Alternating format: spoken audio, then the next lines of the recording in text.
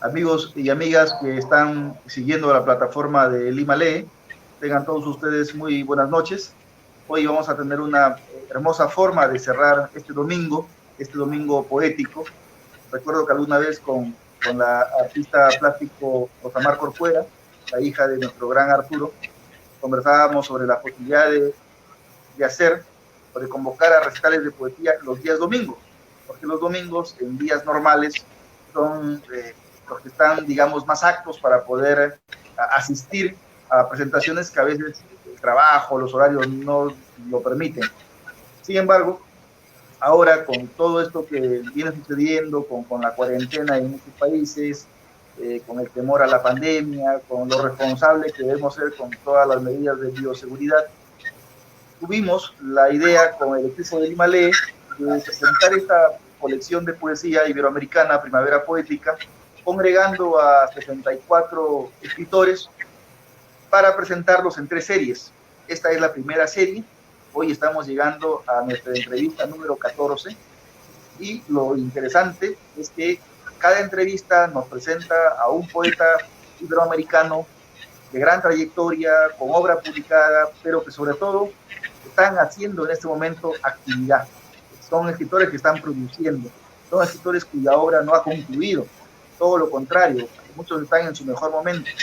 Por eso para Lima Lee es un privilegio poder contar con la asistencia de estos 64 poetas y hoy vuelvo al día domingo. Es un domingo poético, es un domingo literario, es un domingo en el que estamos compartiendo con 4 países. En la mañana me tocó dialogar con Rafael Sarabia, que vive en León, España. Posteriormente estuvimos con nuestro querido Omar Aramayo, un niño radical en Lima hace muchos años. Hace unas horas estuve con Lucía Estrada y ahora nos estamos trasladando a Argentina, representada por Carolina Zamudio, quien radica hace algunos años en Montevideo, Uruguay.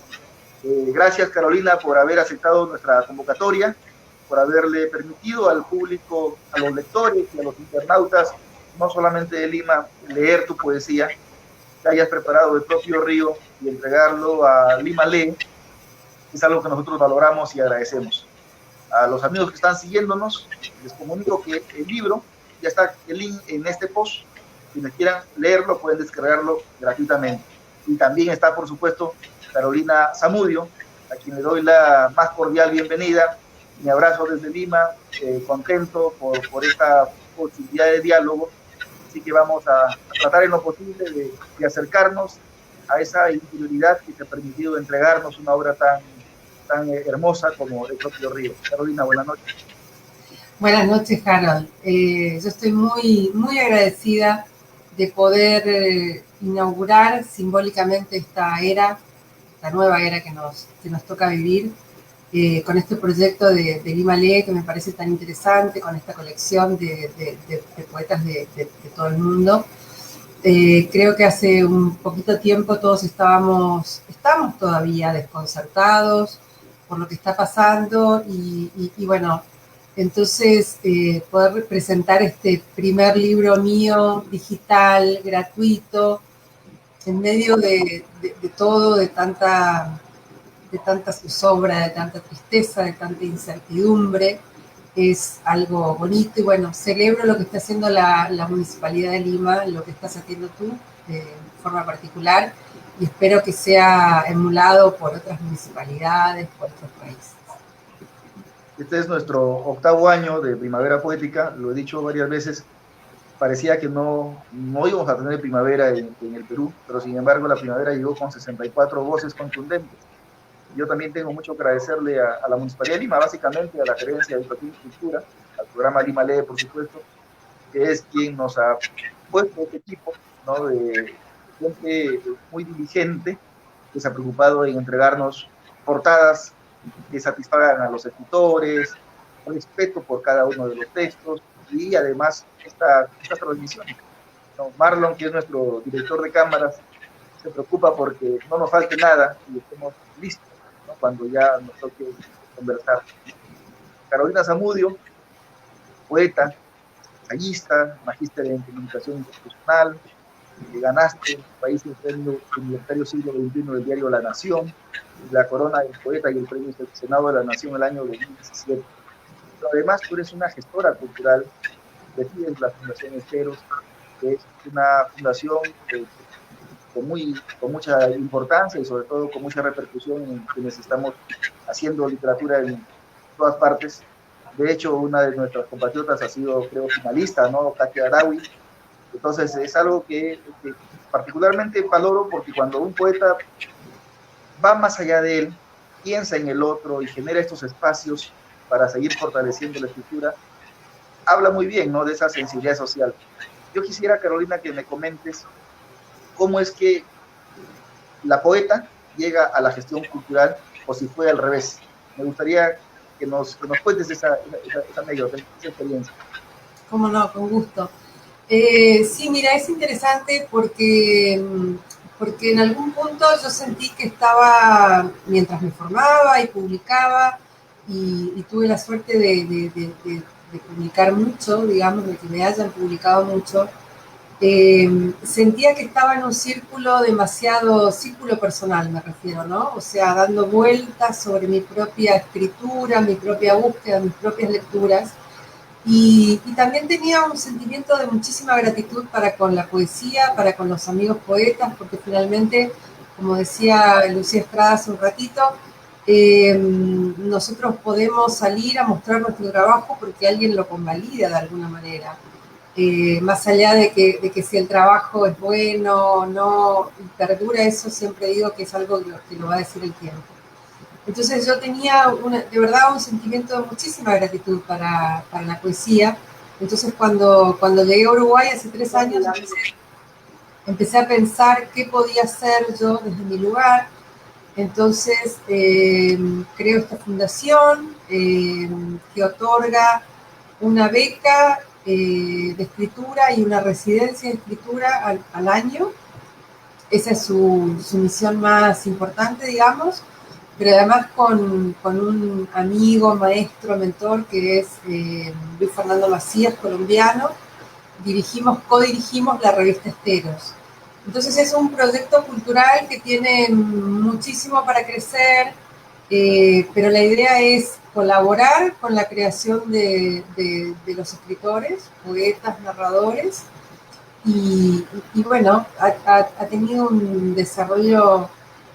Yo creo que las cosas no son porque sí. Cuando uno hace las cosas con cariño, con seriedad, con profesionalismo, creo que eso se nota. Nosotros lo hacemos con mucha seriedad, es un proyecto privado, pero bueno, sigue andando, creo que va a tener mucho futuro.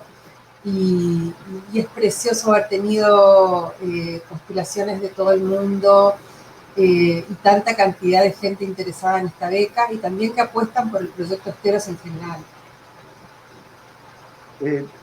Yo lo veo con mucha atención porque los escritores, creo que esto sucede en casi todos los países de Latinoamérica, eh, carecen, ¿no? De incentivos que les permitan desarrollar sus propuestas. Entonces, las becas, los concursos, las residencias, son motivadores, ¿no?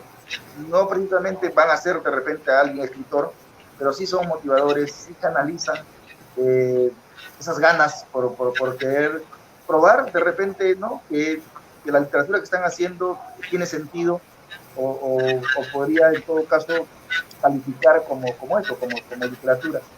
Eh, los libros, Carolina, que a ti te ayudaron para forjar a la poeta, de repente esos escritores que encontraste en la biblioteca familiar, que tú quisieras recomendar a los internautas que ahora nos están escuchando para tratar de llegar a esa Carolina que empezó a escribir poesía desde hace algunos años y que ahora nos está pues, entregando este río, ¿no? Este propio río, como tú le estás llamando, que crees podrían de repente ser puentes para aprender sobre tu vida y sobre tu literatura. Sí, yo creo que esa es una búsqueda muy personal. Yo nací y viví hasta los 17 años cuando me fui a estudiar a Buenos Aires, en una ciudad pequeña de 40.000 habitantes en ese momento, donde si bien había muchísimo incentivo por la cultura, por la música, digamos, es una ciudad que tiene ¿cómo decirlo?, movida, inquietudes culturales muy, muy interesantes, incluso hoy mismo tiene una feria de libros, en fin, pero no, yo no tenía la cosa de la posibilidad que tienen otras personas cuando nacen en lugares más cosmopolitas o más grandes, de acceso a librerías y cosas así. Sí, mi abuelo, que era un gran lector, maestro, director de escuela y otras funciones culturales importantes, tenía una pequeña biblioteca, pero honestamente no fue ahí que yo empecé el acercamiento con los libros realmente. Sí había una cosa como quizá lúdica, hasta misteriosa, de simbólico, ¿no? Tiene un escritorio muy bonito, con esas bibliotecas antiguas, con vidrios biselados adelante. Y bueno, la casa de mis abuelos es un lugar así bonito, que después con el tiempo, quizá con mi libro anterior, que es La timidez de los árboles, me di cuenta cuánto influyó esa infancia, ese lugar, en mis lecturas. En mis lecturas y en mi escritura. Pero recién cuando llego a Buenos Aires a estudiar periodismo, incluso mientras los años que trabajé en Buenos Aires como periodista, ahí es cuando desarrollo una lectura más ávida, ¿no? Pero siempre muy ¿A qué desordenada. distancia está más o menos Puruzú, Cuatiá, que es el lugar donde tú naciste? ¿Es muy lejos de Buenos Aires? A 630 kilómetros de Buenos Aires, al norte de la Argentina. Sí,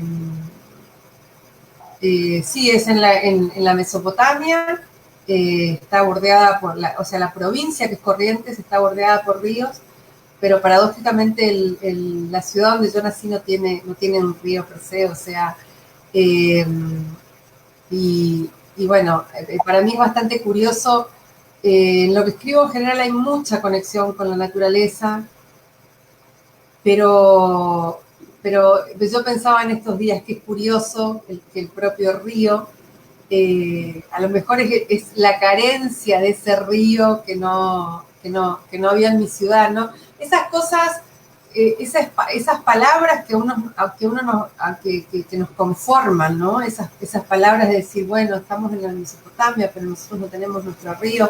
Eh, Obviamente que la metáfora que creo que intento construir es otra, ¿no? Es el fluir de la vida, cómo se construye el propio río, el devenir, va por otro lado, pero si uno hurga un poquito más adentro, siempre hay segundas o terceras explicaciones, o Claro. cuartas. Ahora, tú has tenido una vida muy rica en cuanto a viajes, experiencias que te han permitido mirar el mundo desde varias partes.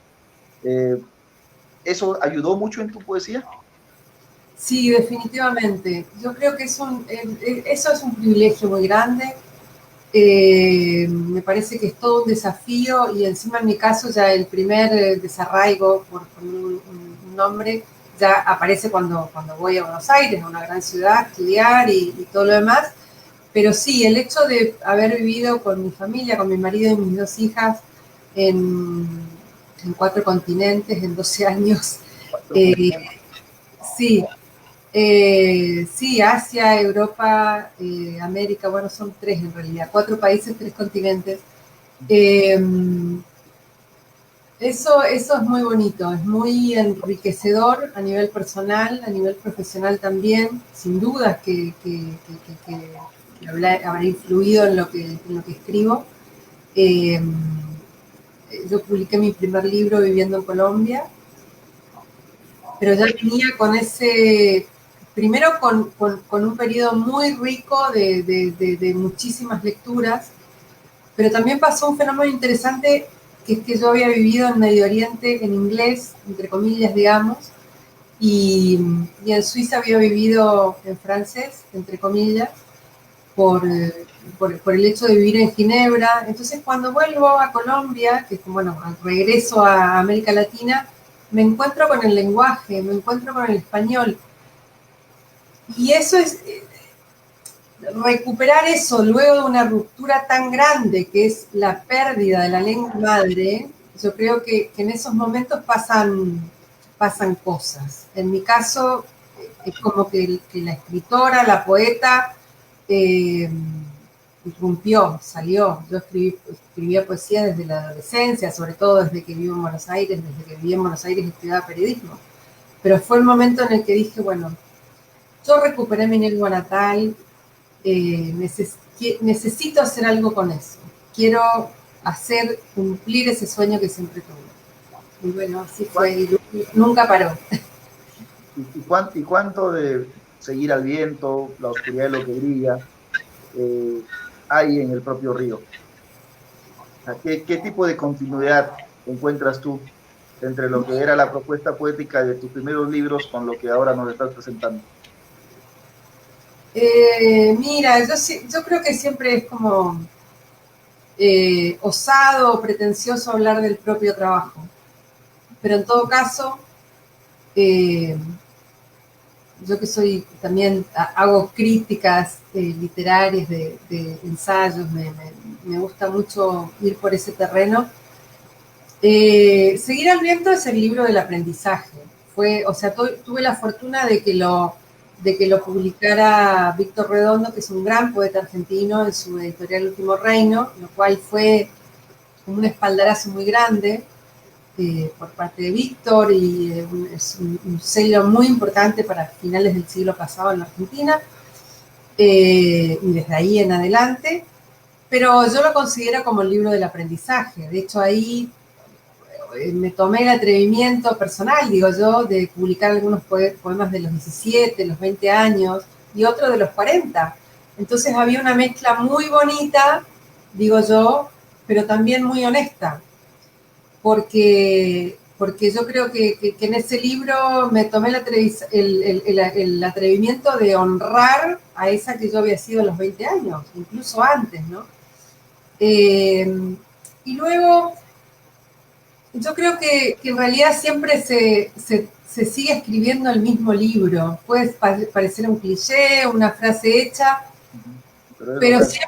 pero siempre se termina escribiendo el mismo libro. Y a mí me pasa a veces, incluso hasta, quizás por este ejercicio del periodismo, de tener cierto rigor al momento de la edición y los demás, y al momento de los ajustes y demás, yo siempre me hago la pregunta de si no me estoy plagiando a mí misma, ¿no? Y en todo caso, si fuera así, también lo celebro, porque si me estoy plagiando a mí misma es que hay una voz mía y no estoy plagiando a otro, no sé, por decirlo de una manera burda y que se entienda. Pero sí, sí, disculpa. Decía que el periodismo también, o sea, tanto la poesía como el periodismo, te ponen frente a dos retos que tienen que ver con el tiempo, ¿no? O sea, en el periodismo, si tú no capturas lo que en este instante es noticia, mañana no te sirve. Y en la poesía, si tú no capturas bien lo que en este momento te llega como imagen, tampoco te va a servir mañana. Entonces, como que el gran reto que tiene el escritor es con el tiempo, y es consigo mismo, por supuesto. Tú, en la obra poética que ya has ido publicando, tienes a la naturaleza siempre permanente, ¿no? Por ejemplo, seguir al viento, la oscuridad de lo que brilla. Me gusta mucho el título, la timidez de los árboles. Y ahora el propio río, que en tus palabras es esa construcción que necesitabas para sentir que también tú tenías ese río que de repente no tuviste cuando estabas en el lugar en el que naciste, antes de que llegues pues, a Buenos Aires. ¿Por qué esa asistencia hacia la naturaleza, Carolina? Mira, eso probablemente tenga que ver con una sensibilidad personal. Es curioso porque en general el proceso de la escritura no se produce en la naturaleza, esa cosa idílica de, no sé, ahora yo vivo en Montevideo, cerca del río, del mar, como le dicen aquí. No suele producirse mirando un paisaje, no es como el pintor que va con el caballete y se sienta a pintar ahí en esa... pero sí evidentemente hay una conexión que probablemente tenga que ver quizá con el camino de vida, como hablábamos antes, ¿no? De conexión con el paisaje, de tener que arraigarse en ese lugar al que nosotros pertenecemos por sangre, por origen, por los ancestros, a pesar de todos esos otros paisajes y mundos, entre comillas, que uno vio. Recuerdo ahora que en Seguir al Viento, que tiene muy pocos epígrafes, hay un epígrafe de Tejada Gómez, que es un folclorista argentino muy, muy bueno, para mí, y además muy reconocidos, y dice, el paisaje va conmigo y es un hermoso habitante. Y de verdad que yo me identifico plenamente con ese verso, con esa afirmación, con esa aseveración, con esa forma de ver el mundo. Te lo preguntaba porque me da la sensación también en las lecturas que tengo de poesía contemporánea, de que muchos de los sectores de nuestra generación apelan más bien a lo urbano, apelan de repente a temas que tienen que ver con la violencia, a temas un poco, incluso hasta otro tipo de descarnamiento, ¿no? Pero sin embargo, hay toda una propuesta, no sé si generacional, pero en todo caso, hay una propuesta de escritores como tú, por ejemplo, que retornan a la naturaleza, que retornan a lo cotidiano, que tratan de recuperar lo que la memoria te señala o te exige de repente que lo transmitas. Y creo que eso es importante y sobre todo nos sirve para momentos como este, en el que estamos prácticamente confinados en nuestras casas, porque yo lo siento como una especie de reconciliación necesaria. No sé hasta qué punto para ti este tipo de temática significa también una reconciliación. Sí, yo creo que sí, coincido plenamente. Y respecto a la búsqueda de los temas, me parece que es una cosa que, bueno, que justamente no sucede adrede. Uno, digamos, no puede, o sí podría hacerlo, pero no sería sincero. Uno no podría decir, bueno, yo quiero hacer un libro sobre objetos, no sé, como han Pero abordado. hay muchos que lo hacen, ¿no? Hay Claro, muchos que lo hacen, por supuesto. pero yo particularmente no lo siento honesto. O sea, yo prefiero leer poesía como la tuya, ¿no? O sea, que sí siento que ahí está el poema, ¿no? Porque, ojo, Sí, también hay gente que escribe poemas que no tienen poesía, aunque pueda sentirse una contradicción en lo que estoy diciendo. sí, sin duda. Pero también otra cosa que puede ser, yo tengo como una devoción no sé, por decir poetas argentinos, ¿no? Eh, que de repente son poetas que nacieron hace 100 años, un poco más. Eh, esa es la poesía con la que yo me siento identificado, en todo caso con la que yo me siento hermanada, por decir de una manera. Y eso no quiere decir que no admire y no reconozca las búsquedas diferentes o desde otro lugar de otros poetas contemporáneos. Pero simplemente es que a lo mejor yo no esté en sintonía con esa forma de abordar la poesía. Y como decía antes, es algo eh, que no, que no se busca, se encuentra. Adelantándome un poquito, pero bueno, sale un libro mío traducido al italiano en 2 meses, o 3, no sé. Y creo que es como la primera vez que el título no va a tener una alusión a una cosa así de referencia más profunda con la naturaleza. Pero bueno, esa quizás forma parte de la no sé, de la búsqueda de la evolución, del cambio, que por suerte pasa. Pero claro, si uno va a los temas siguen siendo más o menos los mismos. La propia búsqueda, el ir hacia el interior, el mirar la naturaleza, los ancestros, la descendencia, que son los los elementos también que creo que se ven en el propio río. ¿Cuándo sientes tú que la poesía que estás escribiendo ahora te está entregando de repente otro tipo de satisfacción que la que escribías con tus primeros poemas? Pienso en una anécdota. Una vez Antonio Cisneros, nuestro gran poeta que ya no está con nosotros, en una presentación alguien le preguntó cuánto corregía y si es que no había pensado en corregir los poemas que había publicado en Despierro o en David, que fueron sus primeras publicaciones. Y Cisneros dijo algo que me quedó también marcado, ¿no? ¿Quién soy yo? ¿Quién es este hombre de 56 años para corregir al muchacho de 20? ¿Cómo miras tú a la Carolina Zamudio de 20, de 25 años que entregó también sus primeros poemas? ¿Serías capaz tú también de corregirla o no sé?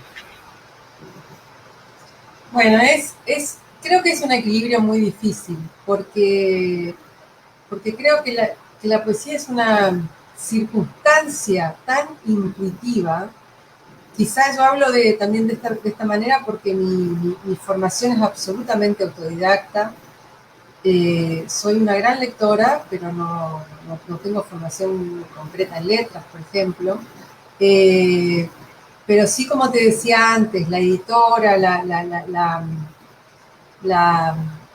la periodista está ahí todo el tiempo. Y creo que, como en la vida, ¿no? Creo que hay que ser cariñoso con uno mismo. O sea, honrar esa persona que uno fue en cada ciclo vital, porque evidentemente no es lo mismo una persona de 47 años, que es la edad que tengo yo ahora, que la persona que publicó su primer libro a los 40 y que además tomó los libros, los poemas de los 20 años. Y me parece que justamente ese es como un gran eslabón, o sea, una cadena más otra, más las caídas, más los momentos oscuros. Hay un verso en el propio Río que vi que ustedes lo seleccionaron para poner al final del libro, el título es Media parte de la verdad damos. Y yo creo que, bueno, la vida está constituida por todo eso, por la inseguridad de algunos periodos, y sobre todo en terrenos tan pedregosos o como los de la poesía. Me alegra que hayamos elegido bien, en todo caso, el texto de la contraportada, porque la Sí, idea era que ese texto final, esos versos, sean realmente una muestra no totalizante de lo que es el poemario. sí, Así que en ese sí. sentido, que nos lo digas nos hace sentir satisfechos. Sí, te agradezco mucho. Sí, la verdad es que te lo habría podido decir por privado, pero me pareció bonito, porque fíjate que en la oscuridad de lo que brilla, que es mi segundo libro, que es ese oxímoron tan fuerte, digamos, y tiene como una alusión a un título de Olga Orozco, pero también está como muy relacionado con la obra de Olga Orozco, de la poeta argentina. Eh, es esas contradicciones, ¿no? Esos polos entre luz y oscuridad, a lo mejor yendo al terreno de la psicología, ya la idea de Jung, de ser nuestra propia sombra, eh, de ver nuestra propia sombra, de reconocerla, de integrarla. Me parece que eso en todo caso nos enriquece, nos hace más humanos, nos hace más auténticos. Y bueno, ese verso, que si quieres lo comparto, porque es muy pequeño. Me gustaría que entremos, claro, al propio río, porque la idea es que nos permitas escuchar tu poesía. Como no, pero no, más que nada para darte el crédito como editor, de haber dado como con una parte como esencial, no solo de este libro, sino de mi camino, digamos, ¿no? Y Muchas gracias por eso. es muy cortito y dice: esta belleza que ves hoy es solo una porción de la oscuridad que somos. Toma el fuego o déjalo. No digas más tarde que no lo he advertido. Yo creo que Yo cuando leí... debería ser casi como un epígrafe, pero preferí que fuera... A mí me gusta en los libros cuando hay como, no sé, perlitas, diría, ¿no? En términos periodísticos casi, ¿no? Cuando uno encuentra cosas adentro que a lo mejor no las estaba esperando, ¿no? Porque esto podría haber sido el epígrafe del libro, pero en todo caso es mejor que esté ahí en medio del conjunto. Yo lo sentí como una especie de arte poética, porque Claro, leí el libro completo y de repente es como cuando pasaste por un paisaje que te captura la atención, pero que fue fugaz, ¿no? Y tú sientes la necesidad de volver la vista para capturarlo realmente. claro. Entonces me pasó eso con esos versos, ¿no? Por eso es que los elegimos para que estén en la contratapa del libro. Bueno, y disculpa, ese movimiento tan preciso que tú detallas, yo creo que ese es el movimiento de la poesía todo el tiempo, porque uno está recreando el instante anterior, ¿no es cierto? O sea, es como, o el instante actual, pero que ya pasó, una cosa así, o sea, me parece muy bonito como imagen eso que dijiste. Me gustaría, Carolina, que tengamos el gusto de poder escuchar tu poesía. ¿Cómo no? Bueno, voy a empezar con el propio río, entonces, que no es, no abre el libro, pero sí es un poema del libro. La niña entre juncos y camalotes no sabe que es observada. La luz sobre toda ella, nítida, amplifica, anchura de parto. En su centro el mundo espolea en sus rayos lo que espía la infancia, un beso de largo aliento y retorno. La niña de los camalotales es árbol de agua, espejos, sus raíces, todo un cosmos surge, su mirada lo siembra. La niña entre los juncos va sin lastre, pisa fuerte, su magia lo muestra. La libertad que le otorgan los colores tiene un brillo antiguo, de muy sencillo linaje. No lo sabe hoy, quizá nunca, en ella el río se arremolina, renace. Qué hermoso texto. Te felicito por esa capacidad para capturar, ¿no? Estas imágenes que nos ponen frente a una historia bien narrada, pero sobre todo con esa cualidad de conmovernos, ¿no? Yo creo que un texto que no conmueve es un texto que no vale la pena, pero sin embargo es poesía que conmueve, ¿no? Es poesía que te dice mucho. Pienso que el propio Río es un libro que tenemos que leer. Yo invito nuevamente a todos nuestros amigos internautas a que descarguen el libro, es gratis, aprovechen, lean a Carolina Zamudio, estamos viendo la portada de su libro. Y nada, me gustaría que nos sigas compartiendo otros poemas, Carolina. ¿Cómo no? Letanía del sauce. Aquí vive un sauce llorón que ha inventado un río. El jardín quiere renacer a las 6 de la tarde, cuando los habitantes pisan la casa vacía. Aquí abunda el abrigo de un vergel, rosas, madreselvas y untero, que inaugura en paso y duda nuevo comienzo. Partido en 3 colores, vibrante, late el cielo. Aroma de abuelos evoca el jazmín. Estoicas, las tunas rompen la perfección del agua. Aquí el mundo es perfecto. Tiene la dulzura curva de las pestañas de una niña.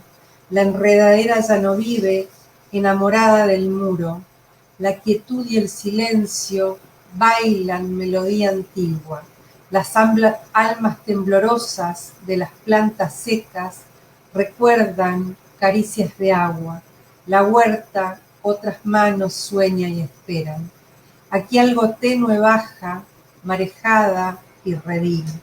Es de tarde, lo saben, los relojes, las ramas, los recién llegados salen, renacidos podría decirse en ronda a celebrar la caída del día. Van camino de la corriente, ellos mismos son el río. Una belleza ese texto, Carolina, tremendamente conmovedor, dice María Claudia Quercetti. Saludos de Sisto Sarmiento, de Pedro Arturo Estrada, de Colombia, de Miguel Diestra, de Limalé. Me da gusto que nos estén siguiendo porque eso significa que la poesía tiene mucha gente que está atenta a sus señales. Creo que una buena señal ahora está llegando desde Montevideo con el propio río, y particularmente cuando te refieres a la perfección del agua, cuando te refieres al junco, a los sauces, no puedo evitar remontarme también a mi infancia, ¿no? Yo viví 7 años en un lugar silvestre, rodeado de árboles y de un río que solo tenía agua en el verano.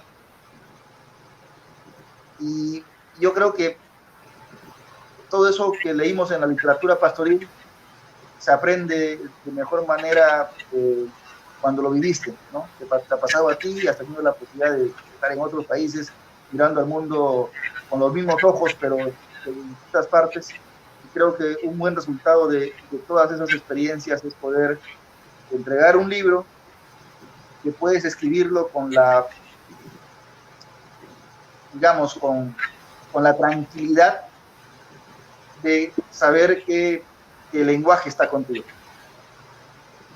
Porque a veces lo difícil es saber que allí está el poema, pero sin embargo el lenguaje no lo encuentras. O sea, la expresión, ¿cómo lo digo? Pero aquí está el poema. Creo que el lenguaje es totalmente coherente y honesto con lo que tú nos estás transmitiendo. Y eso habla, ¿no?, de un trabajo que no empezó ayer, ¿no? Es un trabajo que tiene años. Yo sí creo que los escritores tienen que leer mucho y tienen que vivir, sobre todo, para poder contagiarnos de su sensibilidad. Gracias por eso, Carolina, y por favor continúa, que esta hora es para escucharte. Boceto de una mañana. Por la ventana cae el universo de un poeta gota a gota. Ese otro mundo podría arcillarse hoy también ante mis ojos. No es que el hornero sepa de nuestras coincidencias, de la pequeñez, del esfuerzo, laboriosa la tarea de reamanecer. No es que yo sea quien traiga la suerte, pero armo el nido como quien dice amasar el pan. La menta del frente esparce el aroma que es ahora la mañana. Le hemos ganado al sol que es adelantarse. Él nos mira, tanto como se muestra, y el hornero y yo sentimos estéril el remolino del triunfo. Yo había escrito un texto para tratar de intentar presentar tu poesía, y había utilizado eso que acabas de, cuando dices, ¿no?, del boceto, que lo tuviera una metáfora a la que recurres para bocetear la mañana, la arquitectura familiar, ¿no?, un método para escapar de la palabra. Tus imágenes que capturas son imágenes que capturas como quien pretende desentrañar la oscuridad, el vago silencioso de lo que somos. Es lo que había intentado decir para acercarme a tu poética. Sí, y yo creo que es muy acertado, no solo por este libro, sino yo leyendo eso, pensaba que podría aplicarse casi que a cualquiera de los libros que publiqué hasta ahora, ¿no? Y bueno, cuando tienes como esa lectura externa, de espejo, de una persona que sabe, que tiene tu experiencia y hace esta lectura, uno dice, bueno, hay como por lo menos un intento de unidad, ¿no? O por lo menos es percibido de esa manera. Me alegra mucho también poder estar conversando contigo y saber que nos están acompañando. No estamos solos, Carolina. Nos está acompañando Omar Aramayo, por ejemplo, poeta peruano a quien tuve el gusto de conversar, hace un momento. Está también nuestro amigo Javier Oquendo Troncoso. Felicitaciones, Carolina, poesía muy intensa, diáfana y muy exacta. Mira cómo coincidimos, porque o sea, es importante el oficio de escribir, pero más importante, creo yo, es ser exacto. O sea, entregar un poema sin hojarasca es el gran reto que tiene un poeta. Y los poemas que tú nos estás presentando logran eso, entonces por eso te agradecemos y queremos seguir escuchando. Saludos a todos. Escuché nombres de vecinas, de amigos de Colombia, de amigos de Ecuador. Así que seguimos. Retrato de familia. Punto ciego, nadie nos ve, ni sale a nuestro auxilio a detener el tiempo. Ella en la punta de la mesa, mi mirada fija sobre sus manos y el viejo mantel. Me mira, tiene los ojos insondables, los de un regreso. Su voz, con igual determinación, baja la guardia y conoce nueva ternura. Con esa horquilla puesta así, del lado izquierdo, me recuerdas a la primera vez que te peiné. Frente a eso, no necesitas agregar nada más. El poema creo que también tiene que ser así. ¿Tú te cuestionas mucho cuando escribes? O sea, ¿eres exigente con tus textos? ¿Corriges demasiado? Mira, te lo voy a decir de una manera más amplia. No hay momento de mi vida en que yo no me cuestione ni me exija. Así que con la poesía pasa lo mismo. Pero en todo caso, creo que te lo decía antes, también hay que aprender, creo yo, como se aprende en la vida de todo, que también en la poesía uno tiene que tener cierta autoindulgencia, ¿no? O sea, lo que te decía antes, tratarse con cariño. Pero en todo caso, sí lo que intento hacer y que creo que fue un método que a lo mejor lo fui aceitando o aprendiendo o no sé, lo traté de incorporar con los años, fue de que lo que decías antes, ¿no? Que no, creo que tú decías que no haya frasca. Yo, a mí me gusta como llegar a la esencia de las cosas, ¿no? En general. Por eso cuando estoy perdida leo filosofía, por ejemplo, no sé, ¿no? Entonces yo creo que en la poesía lo que hay que tratar de hacer es tener la suficiente libertad como para escribir, para dejar soltar las riendas y soltar la pluma, ¿no? Pero hay que ser bastante más estricto al momento de corregir, de editar, incluso decir, esto no es poesía, esto fue un descargo de quién sabe qué, de otros temas que van para otras circunstancias. Yo creo que hay No, que tratar de...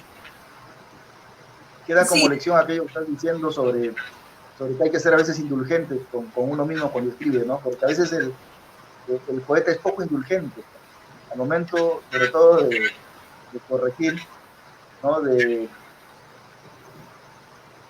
pulir su texto, ¿no? De tratar de alcanzar la obra de arte, es en realidad a veces muy poco indulgente. Y claro, sí, a veces eso no necesariamente te lleva a presentar algo bien hecho.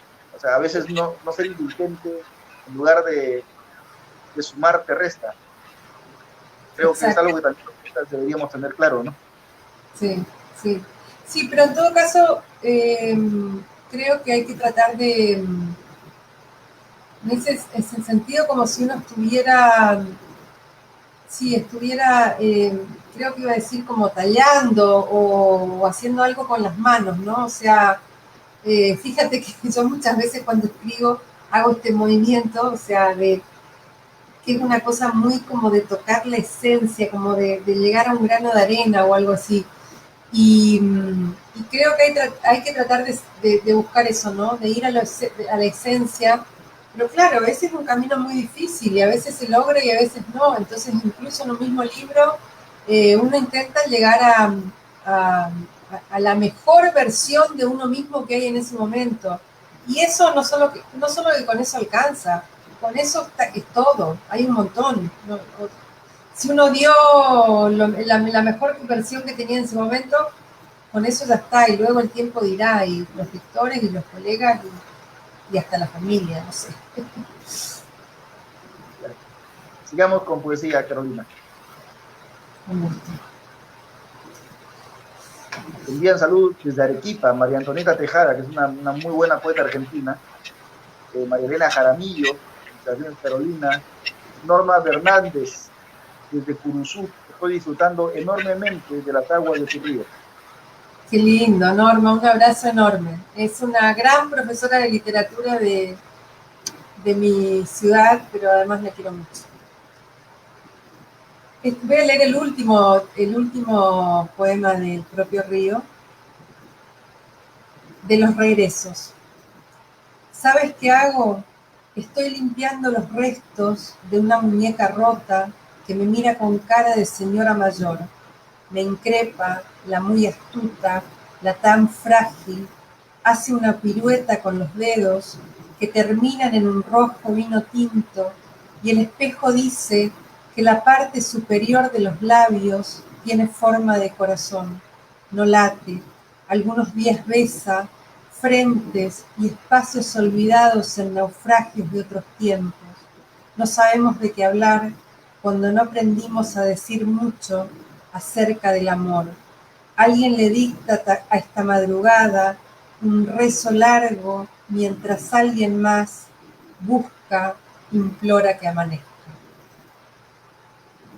Y mira que ese verso final sobre implorar que amanezca va muy bien para todos aquellos que estamos ahora esperando, ¿no?